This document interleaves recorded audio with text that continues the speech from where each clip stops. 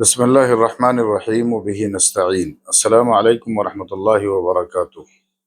ناظرین گرامی، اس وقت ہمارا ملک جس سنگین صورتحال سے گزر رہا ہے وہ آپ کے سامنے ہے۔ میں اس تفصیل میں نہیں جانا چاہتا۔ میں اس وقت آپ سے صرف ایک نقطے پر بات کروں گا۔ وہ نقطہ ہے مجلس اتحاد المسلمین کا اتر پردیش کے انتخابات میں حصہ لینا۔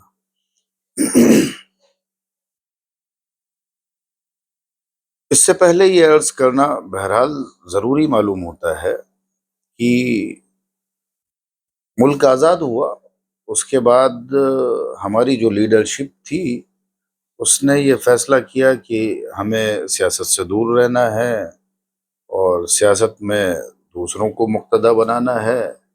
بہرحال وہ جو صورتحال تھی میں اس پر بحث نہیں کرنا چاہتا ہوں، یہ اس کا موقع نہیں ہے۔ بس اتنی بات عرض کرنا چاہتا ہوں کہ 2014 سے پہلے تک یہ ملک کی صورتحال جیسی بھی تھی، بہرحال وہ اس لائق تھی کہ اس میں اس کی کوشش کی جاتی کہ ہم اپنی قیادت کھڑی کرتے، اور کہا جا سکتا ہے کہ اپنی پارٹی کھڑی کرتے، دوسروں سے اتحاد کی بنیاد پر دوسروں کو ساتھ لے کر کے، دلتوں کو، پچھڑوں کو اور مختلف مظلوم طبقات کو ساتھ لے کر کے، اور ایک ایسی پارٹی فارم کرتے، ایک ایسی جماعت تیار کرتے جس میں جس کی قیادت ہمارے ہاتھ میں ہوتی، جس کا ریموٹ کنٹرول ہمارے ہاتھ میں ہوتا۔ وہ اس وقت ملک کے حالات اس طرح کے تھے کہ اپنی قیادت کھڑی کی جا سکتی تھی، تب اس بارے میں سوچا نہیں گیا۔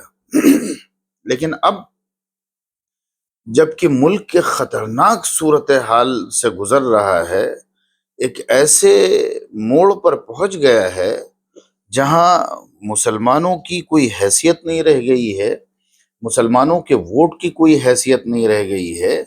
2014 سے پہلے تک صورتحال یہ تھی کہ کم از کم ہمارا جو سربراہردہ طبقہ تھا، یا جن کی علاقائی کوئی حیثیت ہوتی تھی، جن کے پاس کچھ ووٹ ہوتے تھے، مختلف جماعتیں ان کو لبھانے کی کوشش کرتی تھیں، مختلف لوگوں کی اپیلوں پر ووٹ ملا کرتے تھے، اور مختلف جماعتوں سے لوگ کم از کم اپنے مفاد، اپنے علاقے کے مفاد، اپنے خاندان کے مفاد پورے کر لیا کرتے تھے، اس لیے کہ ہمارے ووٹوں کی اور ہمارے لوگوں کی اس وقت کچھ حیثیت تھی۔ ٹھیک ہے، دوسری پارٹیوں میں تھے، لیکن ہمارے جو مسلمان بھائی دیگر پارٹیز میں تھے، جو مسلم لیڈر تھے، ان کی بھی اپنی کوئی شناخت ہوتی تھی، کوئی حیثیت ہوتی تھی۔ وہ بھی کچھ نہ کچھ اپنے لیے، اپنے علاقے کے لیے، اور بہت سارے مواقع پر وہ مؤثر ثابت ہوا کرتے تھے اور بہت کچھ حاصل کر لیا کرتے تھے۔ لیکن 2014 کے بعد جو صورتحال بدلی ہے وہ ایسی بدلی ہے کہ اب کوئی ہمارا نام لینا نہیں پسند کر رہا ہے۔ وہی پارٹیاں جن پارٹیوں سے اچھے خاصے مسلم کینڈیڈیٹ ہوا کرتے تھے، ان پارٹیوں میں بھی کوئی ہمارا نام لینا نہیں پسند کر رہا ہے۔ بی جے پی اس حد تک کامیاب ہو گئی ہے کہ اس نے اپنے علاوہ خود تو اپنے کو ہارڈ کور ہندو کے طور پر، شدت پسند ہندوتوا کے طور پر متعارف کرا رہی ہے، اور سب کو اس پر مجبور کر دیا ہے کہ سب جو ہے وہ سافٹ ہندوتوا کے بغیر سیاست نہیں کر پا رہے۔ میں اسے بی جے پی کی گویا بڑی کامیابی سمجھتا ہوں۔ اس صورتحال میں جب ہمیں کوئی پوچھ نہیں رہا ہے، بلکہ ادیب صاحب نے تو یہاں تک مشورہ دیا کہ مسلمانوں کو نہ الیکشن فائٹ کرنا چاہیے، نہ کمپیننگ میں حصہ لینا چاہیے، نہ کسی طرح کی بیان بازی کرنی چاہیے، اپنے آپ کو بالکل الگ کر لینا چاہیے، اور الیکشن ہندو ورسز ہندو ہو جانا چاہیے۔ جب صورتحال ایسی خطرناک ہو گئی ہو کہ اس طرح، یعنی ہمارے دانشور اور ہمارے سیاستداں اس طرح کی رائے دینے لگے ہوں، ایسی صورت میں وہ سیاست جو بیرسٹر اسد الدین اویسی کر رہے ہیں، وہ سیاست مسلمانوں پر ظلم ہے، مسلمانوں کا استحصال ہے، وہ سیاست مسلمانوں کو کہیں نہیں چھوڑے گی۔ ہمارے جذباتی لوگ ہوتے ہیں۔ 2014 سے میرا بھی یہی موقف تھا کہ اپنی قیادت ہونی چاہیے، اپنی پارٹی ہونی چاہیے، اپنی سیاست ہونی چاہیے۔ جب دلتوں کی اپنی پارٹی ہو سکتی ہے تو ہماری کیوں نہیں؟ جب یادووں کی اپنی پارٹی ہو سکتی ہے تو ہماری کیوں نہیں؟ ہمارا بھی یہی موقف تھا۔ لیکن اب صورتحال ایسی نہیں ہے۔ اب صورتحال، لوگ کہتے ہیں صاحب سیکولرزم اور جمہوریت کو بچانے کی کیا ساری ذمہ داری مسلمانوں پر ہے؟ جی ہاں، ساری ذمہ داری مسلمانوں پر نہیں ہے، لیکن سیکولرزم اور جمہوریت اگر اس ملک سے ختم ہوتا ہے، جو عملاً اس وقت نظر نہیں آ رہا ہے، تقریباً ختم ہو چکا ہے، تو اس کا نقصان سب سے زیادہ مسلمانوں کو اٹھانا پڑے گا۔ اس لیے بہرحال مسلمانوں کو اس کے تحفظ کی ذمہ داری بھی دوسروں سے، اور ظاہر ہے کہ مسلمان کی اپنی جو حیثیت ہے، خاص طور سے اس کی جو دینی حیثیت ہے، تو ملک کو تباہی سے بچانا، ملت کو تباہی سے بچانا، انسانیت کو تباہی سے بچانا، یہ مسلمان کی ذمہ داری ہے۔ اب ویسی صاحب جس طرح کی سیاست کر رہے ہیں، اور جس طرح وہ حجابی لڑکی وزیر اعظم بنے گی، بنگال میں پہنچے تو نعرہ لگایا کہ ڈپٹی سی ایم کیوں، سی ایم ہمارا ہوگا، اور پھر ہمایوں کبیر کی پول کھل گئی، اور پھر سارا سب کچھ ماجرا سامنے آ گیا، اور اس کے بعد انہوں نے گویا علیحدگی کا اعلان کیا۔ اسی طرح سے بہار میں ہوا، تو وہاں انہوں نے، ویسی صاحب کی ایک خاص بات یہ ہے کہ وہ جہاں بھی جاتے ہیں وہ بی جے پی کے خلاف اپنا امیدوار نہیں اتارتے ہیں۔ ان کی پوری تقریر اٹھا کر کے دیکھ لی جائے، وہ مودی کو موڈی کہہ کر کے مجمع کو خوش تو کرتے ہیں، لیکن ان کا ہدف بنگال میں ممتا تھی، ان کا ہدف بہار میں آر جے ڈی تھی، یا نتیش کمار کی پارٹی تھی، کہہ سکتے ہیں آپ کسی حد تک، ورنہ اصل ہدف ان کا آر جے ڈی تھی۔ اتر پردیش میں ان کا ہدف سماجوادی پارٹی ہوگی۔ اتر پردیش میں جہاں سے انہوں نے انتخابی مہم کا آغاز کیا ہے، بہرائچ کی مٹیرا سیٹ سے، وہاں ایک مسلم خاتون ایم ایل اے ہے جو جیتی ہوئی ہے۔ اب وہاں ان کا اپنا مسلم امیدوار اتارنا گویا اس بات کا اعلان ہے کہ اس بار یہاں سے بھاجپا کو جیتنا ہے۔ بہوجن سماج پارٹی پر وہ اس کے لیے ہمیشہ نرم گوشہ رکھتے ہیں۔ بہوجن سماج پارٹی کے بارے میں سب کو اچھی طرح سے معلوم ہے کہ وہ سرنڈر کر چکی ہے، اس کا ووٹ ٹوٹلی بھاجپا کو ملتا ہے، اور ہمارے مسلمان ایسے سیدھے سادے اور ایسے دیوانے قسم کے ہیں جو اپنا کمایا ہوا پیسہ لے جا کر کے مایاوتی کے چرنوں میں رکھتے ہیں، اور پھر اس سے ٹکٹ لاتے ہیں، اور پھر جیتے ہوئے مسلم امیدوار کو ہرا دیتے ہیں۔ اور ان میں ایک بڑی تعداد ایسی بھی ہوتی ہے جو بی جے پی سے پیسہ لیتی ہے، اور اس کے بعد مایاوتی کو پیسہ دیتی ہے، اور میدان میں اتر کر کے جیتے ہوئے مسلم امیدوار کو ہرا دیتی ہے۔ اب وہاں سے انہوں نے اپنی سیاست کا یعنی انتخابی سیاست کا، انتخابی مہم کا اتر پردیش میں آغاز کیا ہے، جو اس بات کا کھلا ہوا اعلان ہے، اور انہوں نے کہا ہے کہ ہم 200 سیٹوں پر اپنے امیدوار لڑائیں گے۔ جس طرح کی ویسی صاحب کی زبان ہے، جس طرح کا ان کا کمیونل طرز سیاست ہے، جس طرح سے فرقہ وارانہ زبان اس سیکولر ملک میں بھاجپا بولتی ہے، اس سے بھی زیادہ خطرناک فرقہ وارانہ زبان اسد الدین اویسی بولتے ہیں۔ کیا اس صورتحال میں ہندوؤں کا ووٹ ان کو مل سکتا ہے؟ اور کیا ہندوؤں کا ووٹ ملے بغیر یہ ممکن ہے کہ وہ ایک دو سیٹ بھی جیت جائیں؟ ناممکن ہے، تقریباً نہیں جیت سکتے ہیں۔ یہ بچکانہ اور جذباتی انداز ہے جس کو مسلسل اپنایا جا رہا ہے، اور جس سے مسلسل نقصان ہو رہا ہے۔ بہت سے مقامات پر ایسا ہوتا ہے کہ ان کا کینڈیڈیٹ جتنے ووٹ لیتا ہے اس سے کم ووٹوں سے دوسرا کینڈیڈیٹ ہار جاتا ہے۔ سوال یہ نہیں ہے کہ اویسی صاحب کتنے ووٹ لے جاتے ہیں، یا اویسی صاحب کتنے ووٹ کاٹتے ہیں، یا اویسی صاحب کی وجہ سے کتنے امیدوار ہارتے ہیں۔ یہ سوال پوچھنا ہی فضول ہے۔ سوال یہ پوچھا جانا چاہیے کہ اویسی صاحب کے طرز سیاست، اویسی صاحب کی لینگویج، اویسی صاحب کی زبان اور اویسی صاحب کی تقریروں کی وجہ سے ہندو ووٹ متحد کتنا ہوتا ہے، بی جے پی کے ووٹ شیئر میں، ووٹ فیصد میں اضافہ کتنا ہوتا ہے، یہ سوال پوچھا جانا چاہیے۔ میں نہیں جانتا ہوں کہ یہ وہ شعوری طور پر کر رہے ہیں یا غیر شعوری طور پر کر رہے ہیں، لیکن فائدہ اس کا 100% بھاجپا کو پہنچتا ہے۔ 100% اس کا فائدہ ان کی سیاست کا، ان کی تقریروں کا، ان کی ریلیوں کا، ان کے نعروں کا فائدہ بھاجپا کو پہنچتا ہے۔ انہوں نے ایک اچھی خاصی تعداد کو وہاں ہندوؤں کی موٹیویٹ کر دیا ہوگا، جس نے یہ طے کر لیا ہوگا کہ سب کچھ ہونے کے بعد بھی ہم ووٹ جو ہے وہ بی جے پی کو دیں گے۔ کیا ضرورت ہے کہ آپ سیاسی جلسے میں نعرہ تکبیر لگائیں؟ آپ کسی صحابی کا نام لے کر کے کہتے ہیں کہ ان کے بیٹے کو ہم مکھ منتری بنائیں گے۔ کیسی جاہلانہ اور بچکانہ اور یعنی مذہب کا استحصال کرنے والی سیاست ہے۔ سوال ان سے یہ پوچھا جانا چاہیے کہ آپ کی پارٹی جہاں پیدا ہوئی، جہاں پلی، جہاں بڑھی، وہاں تو آج تک آپ سی ایم کیا ڈپٹی سی ایم نہیں بنا پائے۔ وہاں آج تک آپ جو ہے وہ پورے صوبے کی ساری سیٹوں پہ الیکشن نہیں لڑ پائے۔ وہاں آج تک آپ ایک بڑی اپوزیشن کی شکل میں نہیں بیٹھ پائے۔ وہاں آج تک آپ کے پاس جو ہے حکومت نہیں آئی، اور حکومت اور وزارتیں یہ سب چھوڑیے، میں تو یہ پوچھتا ہوں کہ آپ اپنے صوبے کی ساری سیٹوں پر الیکشن کیوں نہیں لڑتے ہیں؟ وہاں آپ صرف 7، 8، 10، 12 سیٹوں پر الیکشن کیوں لڑتے ہیں؟ جب وہاں آپ ساری سیٹوں پر الیکشن نہیں لڑتے ہیں تو اتر پردیش جیسے صوبے میں 200 سیٹوں پر الیکشن، یہ بہت واجب سا سوال ہے، لیکن پتہ نہیں کیوں لوگ عقل سے نہیں سوچتے ہیں۔ سیاست عقل سے سوچنے کا نام ہے، سیاست اپنا کام نکالنے کا نام ہے، سیاست جذباتیت نہیں چاہتی ہے، جذباتی تقریروں سے سیاست نہیں ہوتی ہے۔ اب تو یہ بات بہت واضح ہو چکی ہے، کھل کر کے سامنے آ چکی ہے۔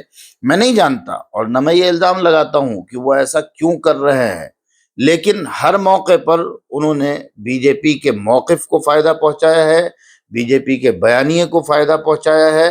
جب بھی کوئی ماحول حکومت وقت کے خلاف بنتا ہے تو ویسی صاحب کوئی ایسا نیریٹو چھیڑتے ہیں، ایسا بیانیہ اختیار کرتے ہیں جس سے سارے ٹی وی ڈیبیٹ کا رخ ان کی طرف ہو جاتا ہے، اور وہ پریشر ختم ہو جاتا ہے، وہ دباؤ ختم ہو جاتا ہے۔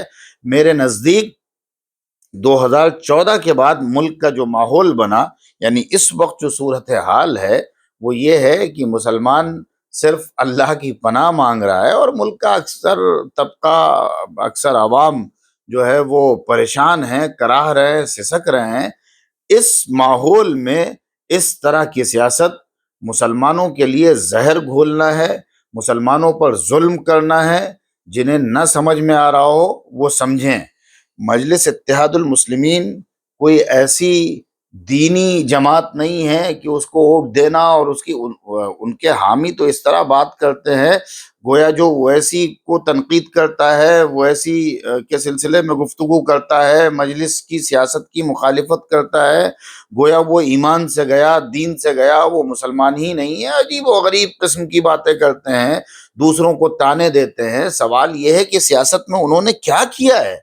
آپ کے پاس ایک ریسرچ ٹیم ہو، وہ ریسرچ ٹیم آپ کو ڈیٹا بیس اسپیچ تیار کر کے دے، اور ان اسپیچز سے آپ پارلیمنٹ میں جو ہے وہ ہنگامہ کھڑا کر دیں اور پارلیمنٹ میں سب کو متاثر کر دیں، بہت اچھی بات ہے، یہ چیز دوسرے بھی کر سکتے ہیں، لیکن اس کے علاوہ آپ نے کیا کیا ہے؟ اس کے علاوہ آپ نے کیا کیا ہے؟ آپ باتیں بڑی بڑی کرتے ہیں، لنچنگ کے واقعات ہوتے ہیں، فسادات ہوتے ہیں، مسائل ہوتے ہیں، مسلمانوں پر ظلم ہوتا ہے۔ ابھی غازی آباد میں جو صورتحال تھی تو اویسی صاحب کہاں تھے؟ کیوں نہیں آئے؟ زمین پر اتر کے آپ محنت نہیں کرتے، آپ کا کیڈر نہیں موجود ہے، آپ کی یونٹس نہیں موجود ہیں، بس الیکشن قریب آتا ہے تو آپ پہنچ جاتے ہیں، اور جیسے ساری پارٹیاں پیسے لیتی ہیں ویسے یہاں بھی پیسے کا لین دین ہوتا ہے، ٹکٹ فروخت ہوتے ہیں، کون کم دے گا، کون زیادہ دے گا، اور یہ کر کے صاحب آپ جو ہے وہ سیاست کرتے ہیں، الیکشن لڑتے ہیں، اور اپنی تقریروں سے لوگوں کو یہ بتاتے ہیں کہ آپ تو بس کل خلافت قائم کرنے والے ہیں۔ ظاہر ہے کہ جمہوریت میں سر گنے جاتے ہیں، تعداد کی بنیاد پر فیصلے ہوتے ہیں، تو جو خواب آپ جذباتی بچوں کو دکھاتے ہیں وہ خواب ایسا نہیں کہ قانوناً یہاں نہیں پورے ہو سکتے ہیں۔ جمہوری طرز سیاست میں ان خوابوں کا پورا ہونا بہت مشکل ہے، ناممکن تو میں نہیں کہتا ہوں لیکن بہت مشکل ہے۔ آپ یہ طرز سیاست اگر تقسیم کرنا ہے، اگر مسلمانوں کو بالکل اچھوت بنا کر کے چھوڑ دینا ہے، اگر آپ کو ہندوتوا کو مضبوط کرنا ہے تو آپ یہ طرز سیاست اپنائیے اور خوب یہ سیاست کیجئے، ورنہ صرف دو تین سوالوں کے جواب کم از کم ان کے حامیوں کو ان سے مانگنا چاہیے۔ ایک تو یہ کہ اپنے صوبے میں وہ ساری سیٹوں پر الیکشن کیوں نہیں لڑتے، 50% سیٹوں پر الیکشن کیوں نہیں لڑتے، اپنے صوبے میں اب تک انہوں نے حکومت کیوں نہیں بنائی، اپنے صوبے میں اب تک وہ کامیاب اپوزیشن کی شکل انہوں نے کیوں نہیں اختیار کی، آخر کیا وجہ ہے کہ اپنے صوبے میں پوری سیٹوں پر الیکشن نہ لڑ کے دوسرے صوبوں میں اس طرح سے وہ رخ کرتے ہیں۔ دوسرا سوال یہ پوچھا جانا چاہیے کہ کیا آپ کی اس طرز سیاست کی بنیاد پر، اور اس زاویے سے سوچنا چاہیے، کیا اس طرز سیاست کی بنیاد پر ہندو ووٹ متحد ہوتا ہے؟ کیا اس طرز سیاست کی بنیاد پر بھاجپا کو براہ راست فائدہ پہنچتا ہے؟ تیسرا سوال ان سے یہ پوچھا جانا چاہیے کہ آپ الیکشن کے وقت ڈائریکٹ آ کر کے اپنا امیدوار کیوں اتارتے ہیں ایسی جگہ پر جہاں آپ کی ضلعی یونٹ نہیں، جہاں آپ کی جو ہے وہ آپ کا کیڈر نہیں، جہاں آپ کے ارکان نہیں، جہاں آپ کے ممبر نہیں، وہاں آخر آپ اچانک پہنچ کر کے امیدوار اتار دیتے ہیں؟ کس بنیاد پر لوگ آپ کو ووٹ دیں گے؟ جب مسائل ہوتے ہیں، جب بلڈوزر چلتا ہے، جب لنچنگ ہوتی ہے، جب گھر توڑے جاتے ہیں، جب مسجدیں توڑی جاتی ہیں، تب آپ مسیحا بن کر کے سامنے نہیں آتے ہیں، آپ غازی آباد میں نظر نہیں آئے، آپ آنسو پوچھنے نہیں آئے۔ چوتھا سوال ان سے یہ پوچھا جانا چاہیے کہ آپ بی جے پی سے مقابلہ کیوں نہیں کرتے، آپ بی جے پی سے الیکشن کیوں نہیں لڑتے، آپ کی ساری دشمنی ان پارٹیوں سے کیوں ہے جن سے کسی نہ کسی درجے میں بہرحال مسلمانوں کو فائدہ ہوا ہے؟ یہ سب کہنے کی باتیں ہیں کہ بی جے پی بھی اور سماجوادی بھی اور فلاں بھی سب برابر ہیں۔ آج صوبے میں بھی اور مرکز میں بھی بی جے پی کی حکومت ہے، ہمارے بڑے بڑے لوگ، چھوٹے تو چھوڑ دیجئے، بڑے بڑے لوگوں سے دونوں کا فرق معلوم کر لیجئے۔ کم سے کم اس وقت فسادات ہوتے تھے، استحصال اس دور میں بھی ہوا۔ میں کسی کو ٹوٹلی سیکولر پارٹی نہیں سمجھتا ہوں، بس سو کالڈ سیکولر پارٹی کہا جا سکتا ہے، یہ میرا موقف ہے۔ لیکن اس کے باوجود اور اس دور میں ہونے والے تمام استحصال اور فسادات کے باوجود فرق بہت نمایاں ہے۔ جس ذہنی ٹارچر سے اس وقت ہماری کمیونٹی گزر رہی ہے، جس احساس عدم تحفظ میں مبتلا ہے، اور جس طرح مایوسی کا شکار ہے، اور جس طرح سے ہر محاذ پر، ہر شعبے میں، ہر مقام پر بے عزتی محسوس کرتی ہے، یہ کبھی بھی نہ سماجوادی کی حکومت میں ہوا، نہ آر جے ڈی کی حکومت میں ہوا، نہ ممتا بنرجی کی حکومت میں ہوا، نہ کانگریس کی حکومت میں ہوا۔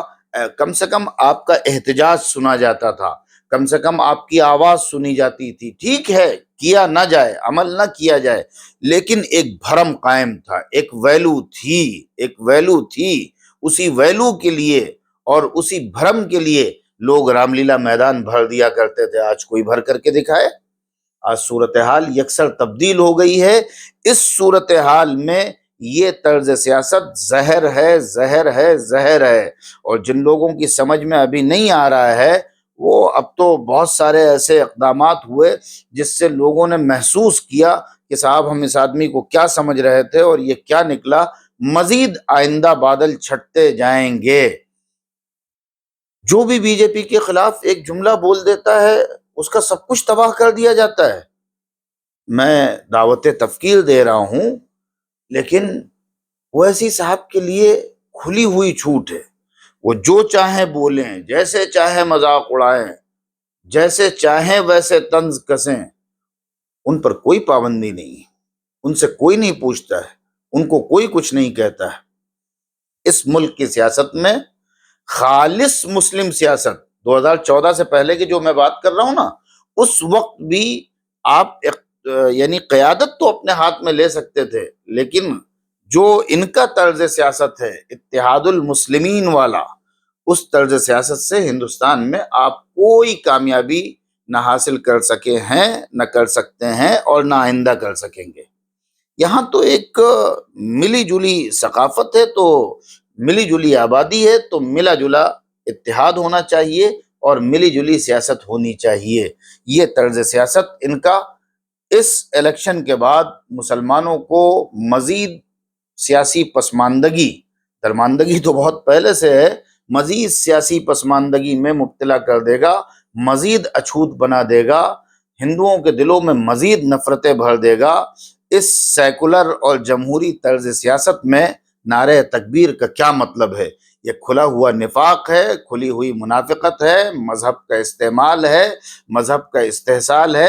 میں نے اس موضوع پر بہت تحریریں لکھی ہیں اور کئی سوالات اور کئی طرح کے میں نے یعنی ثبوت و شواہد بھی پیش کیے ہیں، جن کو سوشل میڈیا پر میری ٹائم لائنز پر چیک کیا جا سکتا ہے۔ میں دعوت غور و فکر دے رہا ہوں کہ اتر پردیش کی جن 200 سیٹوں پر انہوں نے الیکشن لڑنے کا ارادہ کیا ہے، ہونا یہ چاہیے کہ انہیں امیدوار نہ ملنے چاہیے، اس لیے کہ اس وقت ان کی سیاست مسلمانوں کے لیے مزید زہر گھول دے گی، اس صوبے میں مسلمانوں کی زندگی اجیرن کر دے گی۔ مسلمان اپنا سیاسی شعور بیدار کرے اور سیاسی شعور کے ساتھ آئندہ انتخابات میں خاموشی کے ساتھ صرف ووٹ کرنے پر اگر اکتفا کریں تو اس سے بہتر کچھ نہیں ہوگا۔ جزاکم اللہ خیرہ۔